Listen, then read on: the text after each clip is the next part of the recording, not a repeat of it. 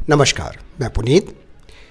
3-4 दिन से कुछ स्टूडेंट्स के फ़ोन हमारे पास आ रहे थे कि सर जो प्रोग्रामर की फ़ाइल है वो वापस डिपार्टमेंट में भेज दी गई है कुछ ऑब्जेक्शन के साथ। तो देखो बच्चों, ज़्यादा घबराने की इसमें आपको आवश्यकता नहीं है। हाँ, कुछ ऑब्जेक्शन था। बेसिकली नोटिफिकेशन निकालने से पहले कुछ सजेशंस मांगे गए थे कुछ क्वेरीज़ को लेके, तो क्वेरीज़ डिपार्टमेंट में भेजी गई थी। तो साथ के साथ डिपार्टमेंट ने उनका सॉल्यूशन करके आरपीएससी को भेज दिया है। और जैसा हमको बताया गया है कि नेक्स्ट वीक में आपका नोटिफिकेशन आ जाएगा। ठीक है। बहुत से स्टूडेंट हैं जो बहुत ज़्यादा एंजाइटी फील करते हैं या उनको बहुत ज़्यादा चिंता हो जाती है। मैं मानता हूँ कि एक स्वाभाविक प्रक्रिया भी है, क्योंकि 1 ईयर्स काफ़ी हो चुका है और फाइल काफ़ी लंबी खिंच चुकी है। बट मुझे ऐसी उम्मीद है कि नेक्स्ट वीक में आपका नोटिफिकेशन आ जाएगा। बट इन केस अगर नोटिफिकेशन नहीं आता है तो मैपट्री कुछ पॉजिटिव इनिशिएटिव इस पर लेने जा रहा है, तो आप निश्चिंत रहिए, आपका नोटिफिकेशन आएगा। इन चीज़ों पर अब आप थोड़ा सा अपना दिमाग, अपना फोकस कम कीजिए। नोटिफिकेशन आना है तो आप निश्चिंत रहें।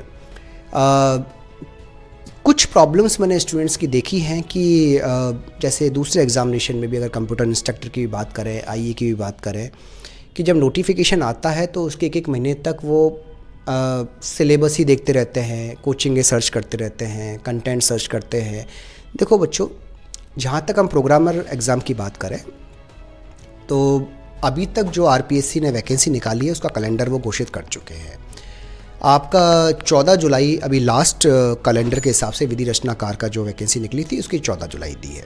शायद फ्राइडे को और थर्सडे को 1 या 2 नोटिफिकेशन निकाले थे, तो उसकी भी आप ये मान के चलें 24 जुलाई या 30 जुलाई के आसपास आपकी डेट आ जाएगी। तो मुझे लगता है कि अगर प्रोग्रामर नेक्स्ट वीक आती है तो अगस्त फर्स्ट वीक या सेकेंड वीक तक आपका programmer examination any how complete हो जाएगा। तो आप ये मान के चलिए कि हार्डली 5 मंथ्स का टाइम आपके पास है और आपके पास 4 सब्जेक्ट हैं। तो 4 सब्जेक्ट को कवर करने के लिए 5 मंथ्स चाहिए आपको, और 1 महीने के लिए आप रिवीजन पॉइंट ऑफ व्यू से दें तो आपके पास 5 से 6 महीने का टाइम होना चाहिए और सफिशिएंट टाइम है। अगर आप आफ्टर नोटिफिकेशन बहुत ज़्यादा टाइम डिले कर देते हैं कोई भी कोर्स लेने में, कोई भी कोचिंग चूज़ करने में या सेल्फ स्टडी करने के अंदर, तो आप बहुत ज़्यादा टाइम वेस्ट कर चुके होंगे। ठीक है।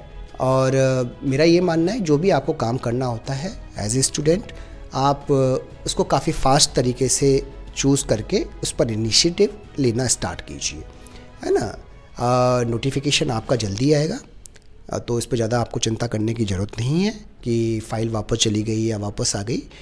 मुझे इस चीज़ का पूरा पता है, लेकिन मैं कुछ चीज़ें हैं जो हम बताना भी नहीं चाहते हैं, क्योंकि इससे स्टूडेंट थोड़ा सा चिंता ज़्यादा करने लग जाते हैं। ठीक है। नेक्स्ट वीक में आपका नोटिफिकेशन आ जाएगा, और नहीं आता है तो फिर देखते हैं, है ना, कि क्या करना है। बट आप लोग अपनी प्रिपरेशन है उसको स्टार्ट कर दें, और जो भी क्वेरीज़ है, जो भी प्रॉब्लम्स हैं आपको, चाहे वो एग्जामिनेशन पॉइंट ऑफ व्यू को लेके, सिलेबस पॉइंट ऑफ व्यू को लेके, और भी कोई क्वेरीज़ रिलेटेड टू एग्जामिनेशन है, ठीक है, या कैसे पढ़ना है, किस तरीके से करना है, कौन सी बुक परचेज़ करनी है, कौन सी स्टैंडर्ड से, हालांकि यहाँ टाइम टू टाइम हम बताते रहेंगे। बाकी आपको कुछ भी हमसे जानना है, आप अपनी क्वेरीज़ हमको भेज सकते हैं, और हमारा पूरा प्रयास रहेगा कि आपकी सभी तरह की क्वेरीज़ को हम सॉल्व कर सकें।